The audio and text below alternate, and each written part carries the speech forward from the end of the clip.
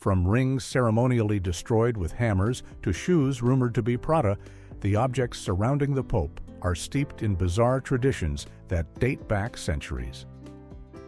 Some papal possessions weigh nearly 20 pounds. Others are crafted from lamb's wool, blessed on a virgin martyr's feast day. And one piece of clothing requires such an elaborate dressing process that it takes multiple assistants to put on. These aren't just religious symbols, they're artifacts of power, humility, and some truly unusual customs that have survived for over 1,000 years. Here are 15 weird facts you didn't know about objects the Pope uses every day. Fact 1. The fisherman's ring is destroyed after every Pope's death. When a Pope dies, one of the most dramatic rituals that follows involves the deliberate destruction of his most personal symbol of authority, the fisherman's ring. This gold signet ring, which features an image of St. Peter casting his nets from a boat, has been worn by popes since at least the 13th century, when Pope Clement IV first mentioned it in a letter to his nephew in 1265. For centuries, this ring served a crucial practical purpose. It was pressed into hot wax to seal the Pope's private correspondence and official documents called papal briefs, guaranteeing their authenticity with the papal seal. The destruction ceremony is carried out by the Cardinal Camerlengo, the Vatican official responsible for managing the transition between popes, and it happens in the presence of the entire College of Cardinals to ensure there are no questions about its completion. Traditionally, the Camerlengo would use a special silver hammer to smash both the ring and the lead seal, or bulla, that was also used for official documents. This wasn't done out of disrespect, but rather as a medieval security measure to prevent anyone from forging papal documents during the sede vacante, the period when the papal throne sits empty between one pope's death and the election of his successor. Without the authentic ring, no one could create fake letters or decrees claiming to come from the deceased pope. However, when Pope Benedict XVI became the first pope to resign in over 600 years, back in 2013, the Vatican had to adapt this ancient tradition for an unprecedented situation. Since he was still alive, completely destroying his ring seemed inappropriate. So instead, the Camerlengo used a chisel to carve 2 deep cuts in the shape of a cross across the surface of the ring, defacing it enough to render it unusable while preserving it as a historical artifact. This same method was used again in 2025 when Pope Francis passed away, with the defacement ceremony captured on video and shared by Vatican News, showing a laywoman performing the act with a chisel in front of the assembled cardinals. Fact 2. Napoleon's gift tiara weighed 18 pounds and was too small. In 1805, Napoleon Bonaparte sent Pope Pius VII what appeared to be a grand gift, a papal tiara commissioned specifically for the pontiff. But this wasn't an act of generosity.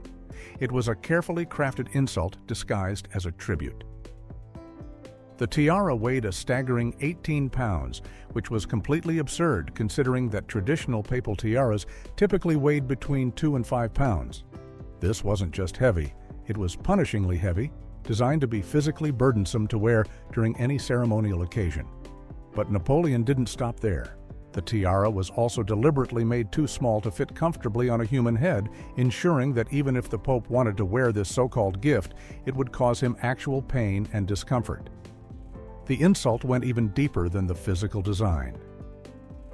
Each of the 3 crowns on the tiara featured bas-relief decorations that glorified Napoleon himself rather than honoring the church or the papacy. One crown depicted the re-establishment of religious worship in France with the repeal of the civil constitution of the clergy. Another showed the Concordat of 1801, which was Napoleon's agreement with the church. The third celebrated Napoleon's own coronation as emperor. Additional plaques bore the names of Napoleon's military victories, turning what should have been a sacred object into a monument to the French emperor's ego and power. The Vatican found itself in a delicate position. Pope Pius VII couldn't simply refuse the gift without creating a diplomatic incident, so he thanked Napoleon by letter on June 23, 1805, and even said he intended to use the tiara for the papal mass on the feast of Saints Peter and Paul. But behind the scenes, the Vatican took quiet action.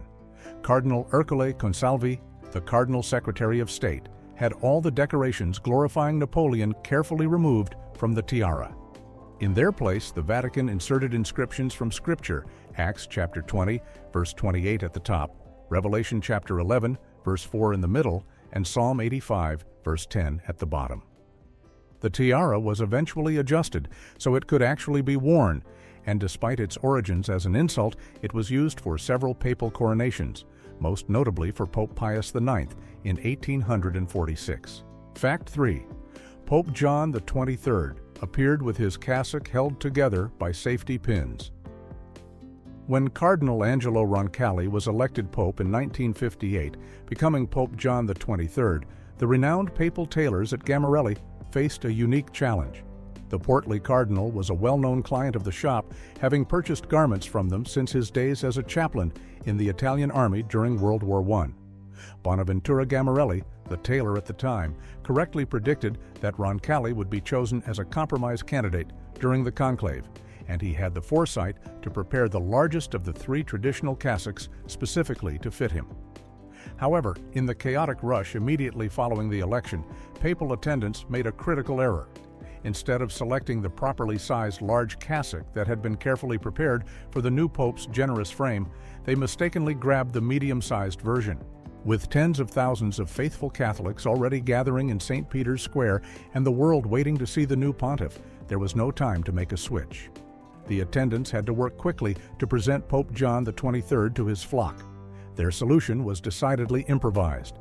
The cassock was simply too small to close properly across the Pope's back, so the attendants cut the garment open along the back seam and hastily pinned it together with safety pins.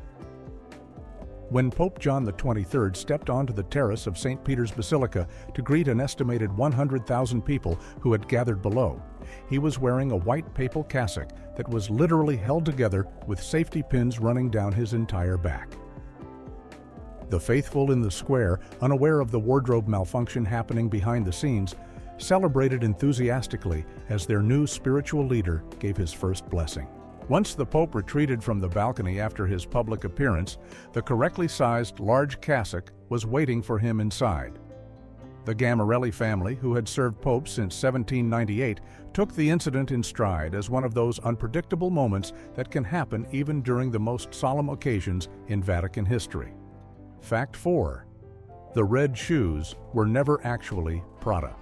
When Pope Benedict XVI appeared in public wearing bright red leather loafers, the fashion world went wild. Major news outlets from Esquire magazine to ABC News started calling him the Prada Pope, convinced that the German pontiff had commissioned his footwear from the luxury Italian fashion house.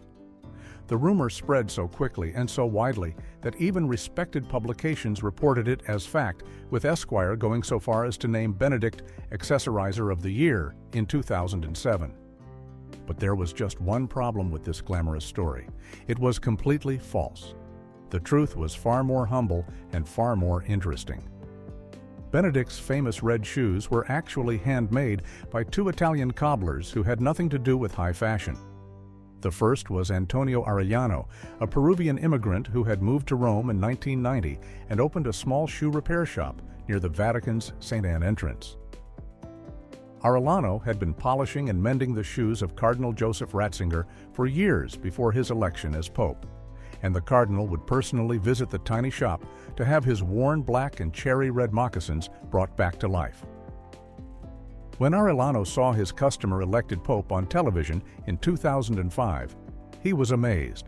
He remembered Benedict's shoe size, 42 European, and decided to give the new pontiff a pair of red loafers as a gift during a general audience. The second cobbler was Adriano Stefanelli, another modest artisan who had created shoes for Pope John Paul II and other notable figures. Stefanelli later told reporters that his greatest satisfaction was seeing in photographs that Benedict's shoes were well used and comfortable, showing they were actually being worn and not just ceremonial props. The Vatican became so frustrated with the persistent Prada rumors that they released an official statement through their newspaper, declaring quite plainly, "The Pope is not dressed by Prada, but by Christ."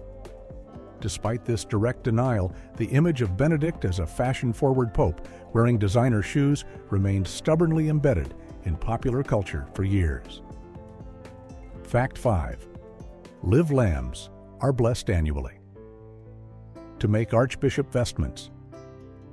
Every year on January 21st, the feast day of St. Agnes, 2 live lambs are presented to the Pope in a ceremony that dates back to at least the 6th century. These aren't symbolic representations or decorative animals. These are actual sheep whose wool will become part of the official vestments worn by newly appointed archbishops around the world. The tradition connects to St. Agnes herself, a 4th century Roman martyr whose symbol is a lamb, representing purity, and according to legend, she appeared to her parents after her death holding a lamb in her arms. The ceremony takes place in the Urban VIII Chapel inside the Vatican's Apostolic Palace, where the lamb's bleats can be heard echoing during the brief blessing. For centuries, these lambs came from the Trappist farm at the Abbey of the Three Fountains in southern Rome. Though in recent years the Trappists no longer maintain a sheep farm, so the lambs now come from other sources. After receiving the papal blessing, the lambs are taken to the Basilica of St. Agnes outside the walls in northern Rome, where they're blessed again at the site where the young martyr is actually buried. From there, the Benedictine nuns of the Basilica of St. Cecilia in Trastevere take over care of the animals. During Holy Week leading up to Easter, the nuns shear the lambs and begin the process of weaving their wool into palliums, narrow white woolen bands that measure about 5 centimeters wide.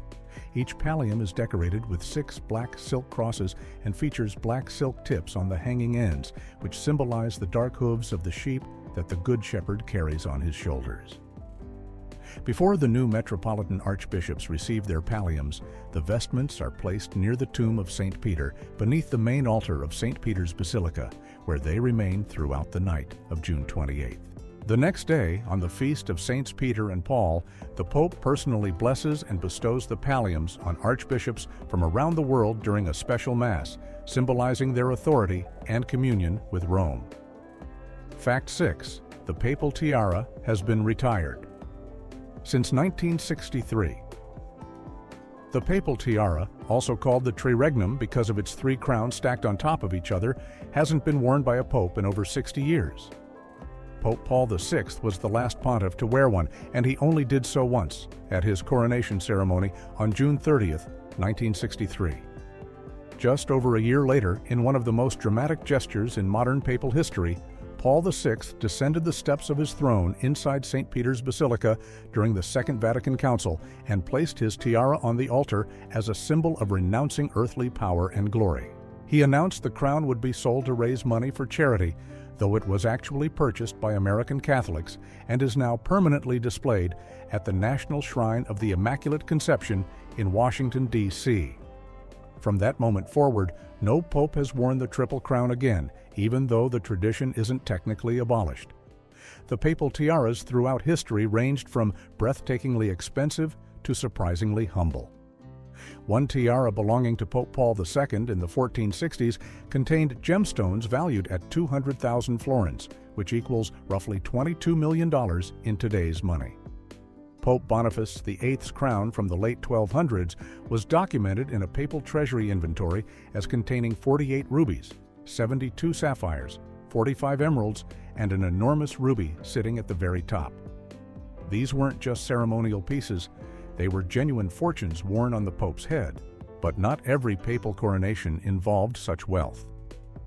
When Pope Pius VII was elected in 1800, Napoleon's army still occupied Rome and had stolen or destroyed nearly all the papal tiaras. With no access to the Vatican treasury, Pius VII had to be crowned in Venice using a tiara made from papier-mâché and decorated with jewels borrowed from local noble families. Despite this humble beginning, he later received a tiara from Napoleon himself, though it weighed 18 pounds and was deliberately too small to wear comfortably, making it more of an insult than a gift. Fact 7. The white zucchetto gets swapped for souvenirs. If you ever get the chance to meet the Pope in person, there's a tradition that might just land you the ultimate souvenir, the actual white skullcap he's been wearing on his head. This unusual practice is known among Vatican insiders as the zucchetto switcheroo, and it's become one of the most sought-after experiences for pilgrims visiting Rome. The way it works is surprisingly simple. When you're granted an audience with the Pope, you'll bring along a brand new white zucchetto that you've purchased from one of Rome's papal tailors, typically the famous Gamarelli shop near the Pantheon, where these skullcaps sell for around €80. As the Pope greets you, you present him with your fresh zucchetto, and he's expected to take it, remove the one he's currently wearing, and hand his used skullcap to you as a keepsake. Some popes have been more enthusiastic about this tradition than others. Pope John Paul II, Pope Benedict XVI, Pope Francis, and now Pope Leo XIV have all continued the custom, though Francis occasionally just touches the new zucchetto to his head briefly before returning it to the visitor as a blessing rather than completing the full exchange. The tradition reportedly began with Pope Pius XII back in the mid-20th century, though the exact reasoning behind starting this practice isn't entirely clear. What is clear is that it's become incredibly popular, with pilgrims carefully planning their Vatican visits around the hope of securing one of these personal papal mementos. Churches, seminaries, and religious institutions around the world proudly display zucchettos they've received from various popes, often in glass cases, as prized possessions. One seminary in Minnesota keeps a zucchetto from Pope Benedict XVI on permanent display, and countless parishes have similar treasures. The whole thing operates on an honor system of sorts. There's no guarantee the Pope will agree to swap, and newer popes sometimes need a quick explanation from their aides when someone suddenly thrusts a white skullcap at them during a greeting line. But once they understand the tradition,